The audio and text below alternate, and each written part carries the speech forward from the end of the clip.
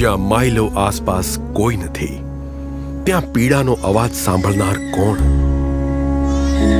દંતેવાડાના સમર્પિત દંપતી ડોક્ટર રામચંદ્ર ગોડબોલે અને શ્રીમતી સુનીતા ગોડબોલે, પદ્મશ્રી 2026। જંગલ જેટલું સોહામણું દેખાય છે, ત્યાં જીવન એટલું જ કઠિન છે। લાંબા નિર્જન રસ્તા, ન હોસ્પિટલ ન ડોક્ટર, કુપોષણ, અજ્ઞાનતા, અસુવિધાઓ। આદિવાસી જીવનમાં પળ પળ અનિશ્ચિતતા। એવામાં મહારાષ્ટ્રથી આવ્યા બે લોકો એક સંકલ્પ સાથે, તન મન ધન અને વચનથી જનજાતિ કલ્યાણ અને સ્વાસ્થ્ય સેવામાં સમર્પિત રહીશું। મારો ઉદ્દેશ્ય હતો કે અમે આદિવાસી ક્ષેત્રમાં જઈને લોકો માટે કામ કરીશું। એમને સ્વાસ્થ્ય સેવાઓ કેટલી મુશ્કેલીથી મળે છે એ જોયા પછી મને લાગ્યું કે અમારું નાનું અમથું જ્ઞાન પણ આદિવાસી ક્ષેત્રમાં કોઈનો જીવ બચાવી શકે છે। જ્યારે આ સમજાયું ત્યારે એ જ ઉદ્દેશ્ય બની ગયો। આ દંપતીએ તેમનું આરામદાયક જીવન છોડી આદિવાસી કલ્યાણને જ તેમનું લક્ષ્ય બનાવ્યું।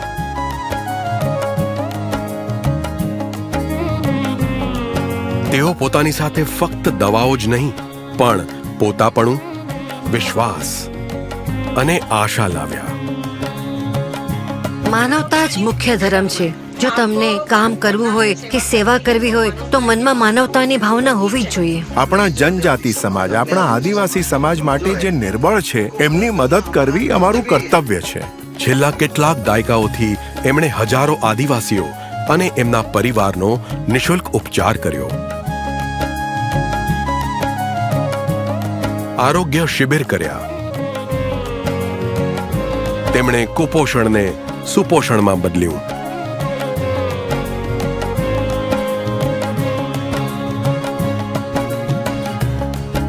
નશાને જડમૂળથી નાબૂદ કરવા આગલી પેઢીને તૈયાર કરી। હું ગુટખા, તમાકુ, દારૂ નું સેવન ક્યારેય નહીં કરું। એમના વર્ષોના પ્રયત્નો આદિવાસી સમાજમાં પરિવર્તન લાવવા લાગ્યા। જો તમે તન મન અને બુદ્ધિથી કામ કરવા માંગો છો તો તેમાં પ્રેમ પણ ઉમેરો। તમે વધુ સારી રીતે કામ કરી શકશો।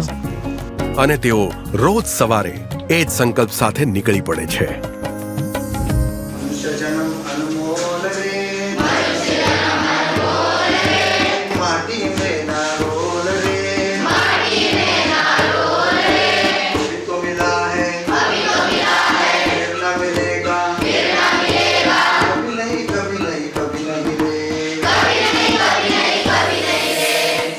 ડોક્ટર રામચંદ્ર ગોડબોલે અને શ્રીમતી સુનીતા ગોડબોલે, પદ્મશ્રી 2026। કોટી કોટી નમન।